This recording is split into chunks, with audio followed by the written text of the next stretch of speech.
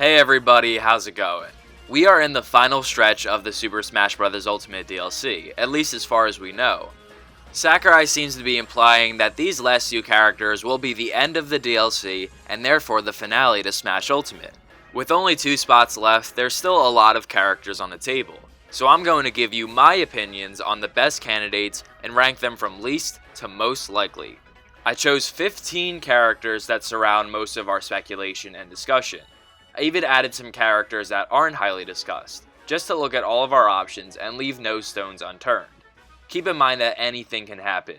My least likely character could get in, or even a character that's not on the list at all. However, I think it's inevitable that at the very least, one of these 15 characters will be added into the game.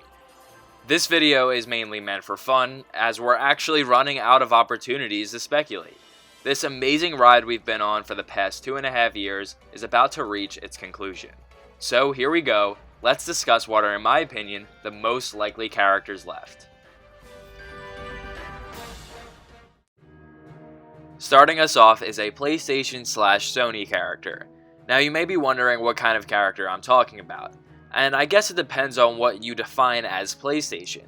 You could say that with Cloud and Sephiroth we already have PlayStation characters in Smash, or you could even call Crash a PlayStation character. But I'm more thinking of characters like Kratos, Nathan Drake, heck, even Joel from The Last of Us. If you want to get technical and say that I need to pick one definitive prediction for a PlayStation character, then I would say Nathan Drake, based off of Uncharted's popularity. As much as I doubt a PlayStation character, I think it's something that should be discussed. A PlayStation character getting in seems absurd now, but it's something I could see us all understanding retrospectively. For example, no one was really predicting Sephiroth, but it totally makes sense now that he's here. I don't expect any PlayStation characters, but this is something I could totally see them doing to surprise us. Next up is Porky. Well, I did say I was trying to leave no stone unturned. I find it really weird that Porky doesn't have a spirit in Ultimate, especially after being a boss in the Subspace Emissary. We've had instances in the past where lack of spirits led to a character, and where spirits became characters, so it's really a mixed bag whether or not this means anything. So who knows what's going on with Porky? I don't really expect him, which is why he's so low on the list, but I feel like I had to include him. Next, at number 13, is Arl. Arl is a really popular character in Japan from the Puyo Puyo franchise. Representing Arl in Puyo Puyo sounds great, but I feel like it's something that would have happened earlier in the past, especially since we already have our blocky building mechanic character. If they could somehow incorporate Tetris to represent Puyo Puyo Tetris, I think it would be quite a significant inclusion. I just think it's a little too late for that now. Next on the list is a new Sonic character. I think compared to all the third-party franchises in Smash, the Sonic series really doesn't get what it deserves. Now, the series does have 2 stages, which is more than most third-party franchises, but in Ultimate especially, I feel like it was just cast aside in favor of new third-party franchises. 3 of Sonic's special moves are all just him doing the same thing. If he was a DLC character, it would be a lot different. If Fighters Pass 2 is all about optimizing base game and seizing missed opportunities, and I guess adding Steve from Minecraft, then I think the Sonic series should be next in line. A lot of people suggest that Eggman would be the best possible new Sonic character, but I would lean towards more of Sonic's friends, such as Tails in particular. I just think someone who is playable and actually does the running would be a better representative for this series' gameplay. Next up is Dante. Now you may be questioning my sanity here having him so low on the list, since a while back in our speculation, Dante was one of our top tier definitely gonna happen characters. I still think he's got a shot, but I've lost some confidence in him due to the Capcom Monster Hunter Mii costumes coming in with Pyra and Mithra. If we were getting another Capcom character, why wouldn't they just give us the Monster Hunter Mii costumes with that character? There's only 2 spots left, it's not like we would have had to wait that long anyway. And that has really decreased my hope for any more Capcom characters, unfortunately. Nonetheless, anything is possible, and Capcom is obviously a big supporter of Nintendo and Smash. So there is still hope for Dante, being a very popular character worldwide with insane moveset potential. Next up at number 10 is a Breath of the Wild character. You know, we really haven't gotten a unique Zelda character since Melee. I'll count Toon Link and say we haven't gotten one since Brawl, but that's really not much of an improvement. It's still been over a decade since we got a character from this premier franchise. Breath of the Wild is regarded as Nintendo's masterpiece. It won Game of the Year. I could definitely see them wanting to put a character in from it. And with the champions, there's a whole new set of characters they could choose from. Each one is very unique, from Urbosa's lightning powers to Mipha's trident, Revali as an archer, or Daruk as a heavy. All these characters could bring something new and fresh to the table. In all honesty though, I can't really see them picking one champion over the other, since I feel like they work better as a unit. So if you ask me, the most likely Breath of the Wild character is Breath of the Wild Zelda. Now with only 2 spots left, I would rather them not give us a character already on the roster, but it just seems like the best option to me. Although remember, Breath of the Wild already has a stage in Ultimate, and Breath of the Wild 2 is likely not coming out before Fighters Pass 2 ends. So it seems less likely to me for those reasons that this will actually happen, but I think we should keep an eye on Breath of the Wild for sure. You would think if Pyra and Mythra were the last first-party characters for the game, they would make a much bigger deal about it. As much as I think the last 2 characters should be third-party, this is a Nintendo game first, and Breath of the Wild is Nintendo's biggest game. Number 9 is Master Chief. Master Chief represents a huge aspect of gaming that is not represented in Smash right now. Not just first-person shooters, because there are other characters that can do that, but I'm also talking about Xbox. Banjo and Steve are Microsoft characters, but they don't feel like they're representing Xbox. Halo and Master Chief definitely represent Xbox and the era of the mid-2000s that was obsessed with it. Master Chief would get a lot of new people into Smash. It would attract an audience that really isn't invested in Nintendo right now. Those are the reasons why I think Master Chief is likely, but he has a doppelganger that seems a little more possible. Number 8 is Doomguy. I think anyone can see the massive similarities between Master Chief and Doomguy. If you don't, I think you gotta get your eyes checked. So in terms of picking one over the other, it's not going to involve character design or gameplay as much as other characters. It's going to be more about what they represent. Doom was one of the very first FPS games, and Doomguy would be a retro character. In a sea of characters from the 2010s, I think Sakurai is gearing up for a new retro character. So Doom being really the pioneer of SPF games, and being a retro character puts him over Master Chief in my opinion. I just think Doom's biggest con is about how violent the series is and the gameplay. Representing Doom, they would have to really water down the violence in Smash. So that's something to think about. But if Doomguy does get in, just find something a little cooler to call him other than Doomguy. Doomslayer works just fine. Next up is Ryu Hayabusa. If you want to talk about retro characters, it doesn't get much better than this. Ninja Gaiden started out in the 80s, and Ryu Hayabusa is probably the last character that was around for the NES, still not in Smash. Considering Sakurai's appreciation for retro gaming, I think it gives Ryu Hayabusa a huge leg up on the competition. However, Ryu's signature katana is very similar to Sephiroth's. It's one thing to get yet another sword fighter, but to get 2 katana users in the same pass? I don't know about that. I could see this going both ways. I could definitely see Sakurai taking us to school on another retro game series, but I could also see Ryu ending up as just a Mii costume. Even though he does have a similar weapon to Sephiroth, there are tons of things that they could work with. So I'm still counting him in as one of the more likely characters. Number 6 is Tracer. Alright, you might think I'm crazy putting Tracer up higher than Doomguy or Ryu Hayabusa, but think about the modern influence Overwatch has had on the gaming industry. Overwatch is massive, and I think it might just have caught the eye of the Smash team. With Tracer, or really any Overwatch character, you're getting an insanely unique moveset. The potential for not only the character, but the inclusion itself is bursting at the seams. Every Overwatch character is iconic. Mostly the ones from launch, but even some DLC characters have made a splash. Representing this ensemble cast through background characters on the stage, spirits, and more seems like such a valuable asset. This character has the potential to bring people to Smash and to sell Switches. I really think Overwatch is possible. We've now reached the top 5, and here we are with Rayman. Just when it seems like everyone counted Rayman out, I still can't get over one thing in particular. It's the iceberg in the background of the Battlefield stage. You know, for a while I pretended like it was just a glare, but now I'm beyond convinced. I can see him. I see his hair, his face, his large mouth, his purple shirt. I'm at the point right now where I know this is an Easter egg for Rayman. There's no way this was a coincidence in my opinion. But the question is, how far did they take this Easter egg? It's possible the Smash team just wanted to do something funny and put Rayman in the iceberg. I mean, would it be all that different from the time they did the Nestor April Fool's joke for Smash 4? By the way, does anybody remember that, or is it just me? Maybe Ubisoft and Nintendo realized that Rayman didn't make the cut, but they still thought of this crazy Easter egg.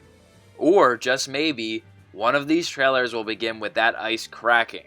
I think it would be a great way to end off this game by giving us a character that was basically here all along.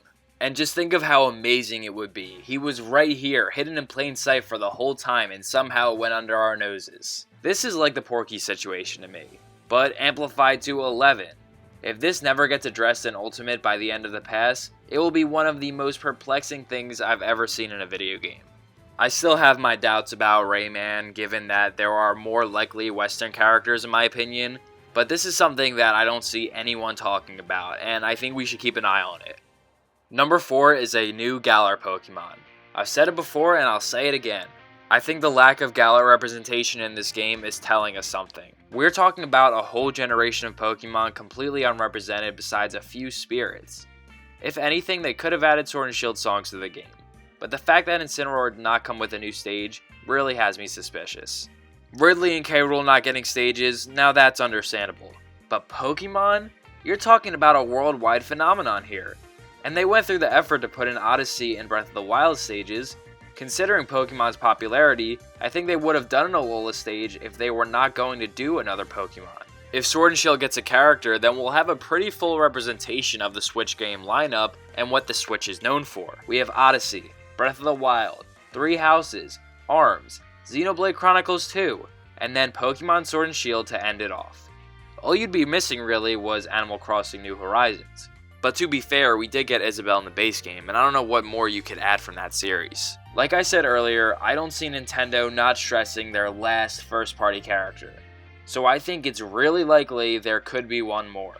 And I think the best candidate for a new Nintendo character would be a Pokemon. My biggest and really only doubt for a new Pokemon character is that there are only 2 spots left. That's why I was really counting on a new Pokemon for Pyra and Mithra's spot, because that would have been perfect timing. As for what the character might be, I made a video all about that, my top 5 Galar Pokemon for Smash Ultimate. I don't want to spoil that video, so feel free to check it out if you want to know my full opinions on this topic. It's possible that we don't get another Nintendo character and they just leave Pokemon the way it is, but considering Pokemon's massive popularity and the consistent inclusion of this series in Smash's lifetime, I think it's super likely. Here we are at the top 3 and we have Lloyd. As many of you may know, Lloyd Irving has been a highly requested character for years. The Tales of series is one of the last big RPG franchises still not represented in Smash, but perhaps Lloyd's greatest leverage, and it's pretty great, is being a Bandai Namco character. You know, just the company that makes Smash. Bandai Namco developed Smash, and it would seem really odd to me if they never got a new character besides Pac-Man. All these third-party companies get 2 characters, maybe even more, and Bandai Namco makes the game and they can't even get a new character in the Ultimate? It just seems really suspicious. But Lloyd does have a couple cons. For one, the Mii costume. With every Challenger Pack in Fighters Pass 2 so far, we've received a Mii costume from Smash 4 that was previously not in the game. There is only one Mii costume yet to return, which is Lloyd. This might seem like a good thing for Lloyd, but think about it. If Lloyd's Mii costume does not return with the next character, then that will basically give away who the last character is. So if Lloyd really was returning, why wouldn't they space out the Mii costumes amongst the past to not give anything away? You could say Lloyd would be the next character, but given that the next fighter will likely be revealed at E3, a primarily Western event with a trend of Western characters being revealed, I doubt that Lloyd would fit that criteria. So I have my doubts about Lloyd, but given that he is a Bandai Namco character, I can't deny that things are looking good for him. Yep, here we go. I'm not backing down from this one. I genuinely think Sora from Kingdom Hearts has a great chance to be one of these last characters. Now I have made plenty of videos in the past talking about this subject. I'll try to sum up all of my arguments here, but if you're looking for something in depth, check out one of my older videos. If you think Sephiroth hurts Sora's chances, then you can watch this one. If you think Disney would be the main issue, this one's a little outdated, but still you can watch this one. Okay, so why Sora? My main reason is that Kingdom Hearts is possibly the biggest Japanese franchise that is not in Smash right now. There are Western franchises that have a wider audience, but if you want to talk about representing the biggest Japanese gaming franchises, Kingdom Hearts should be one of them. If there really are only 2 characters left, the last character should be a big one to cap off this amazing ride, especially if this is Sakurai's last Smash game. And if you ask me, I can't see a better character and series to end off this game with than Sora in Kingdom Hearts. Sure, it could be someone like Master Chief, but I don't see Smash ending on a Western character. The only other character I can really think of also being fitting for that last spot would be Lloyd, since Tales of is right behind Kingdom Hearts in terms of the last big RPG franchises left. Another series I could have seen being fitting of that last spot would have been Monster Hunter. If we never saw those Mii costumes, I would be convinced that Monster Hunter was the last character because of the same reasoning I'm applying to Sora. Monster Hunter and Kingdom Hearts were the big Japanese franchises not in Smash. Monster Hunter is now in the game, which really just leaves a glaring omission for Kingdom Hearts. When you add this reasoning to what we already know about Sora, it really gives me confidence. The fact that Sora has been one of the most highly requested characters for years. The fact that Kingdom Hearts has made 5 appearances on Nintendo consoles dating back to 2004. Also the fact that Kingdom Hearts creator Tetsuya Nomura has been collaborating with Smash since Cloud, and now with Sephiroth and the Torna Spirits. Kingdom Hearts' musical composer Yoko Shimomura has made multiple remixes for Smash, including the likes of Street Fighter, King of Fighters, and Minecraft. The fact that Kingdom Hearts has an iconic ensemble cast that would fit perfectly into Smash. And don't forget Sora's insane moveset potential from his several games. All of these factors just shows how representing Sora in Kingdom Hearts would be a perfect fit for Smash. But even I won't deny there are significant concerns and real doubts for Sora in Smash. The massive hurdle of getting Disney involved, the heavy decision of what to do with Donald, Goofy, and Mickey in this celebration of gaming, the fact that Sephiroth appears in this Fighter's Pass. There are doubts for Sora, massive things to get over, and if he doesn't get in, I'll totally understand why. But doesn't Sakurai love a good challenge? It would be a legendary ending to Smash to obtain possibly the hardest character ever, but also one of the most requested and significant characters for this game. Sora for Smash. I believe it can happen. And finally, my number 1 character is Crash Bandicoot. You might have seen this coming from a mile away, but that's the exact reason why Crash is at number 1. This inclusion would bring a ton of variety in terms of moveset, design, representation, and more. Crash's main reason is not something I necessarily discovered, but something I highly agree with. Crash represents the 90s clash between cartoon mascots of Nintendo, Sony, and Sega. I believe now Smash will complete that trifecta and deliver on the dream that one day these gaming titans would be able to fight it out on the main stage. Like I said earlier, Crash would really diversify the past. Right now we have a lot of representation from the 2010s and a lot of humanoid characters. As a big fan of RPGs, I don't mind a surplus of anime swordsmen, as you may call it. But when we look at the DLC, our cartoon mascots and non-sword users are severely outnumbered. Crash being an anthropomorphic bandicoot that does not wield a sword whatsoever would be admittedly a breath of fresh air. Furthermore, Crash is from the 90s, and if you ask me, I would classify that as a retro character. Now it wouldn't take the place of a true retro character like Ryu or Doomguy, but it would be close enough, especially compared to our onslaught of characters from the past decade. So if you add all these things together, and the fact that Crash has a presence on the Switch, I think it's really looking good for him. So I think Crash Bandicoot will be the next character revealed at this year's E3. I think that will be a great fit for an E3 reveal, and would be our last Western character. At this year's E3, I think it's about time Crash Bandicoot gets into Smash. And then after that, all that's left is one final character. One character to be the end of Smash Ultimate, and the finale to this amazing ride we've been on, even since Smash 4. I think the character that could live up to that title is Sora from Kingdom Hearts. So guys, that is my list. Remember that anything can happen, and it's not over till it's over for your favorite character or any character. So thank you so much for watching. If you like this video, please give it a like and consider subscribing. And until next time, I'll see you guys later.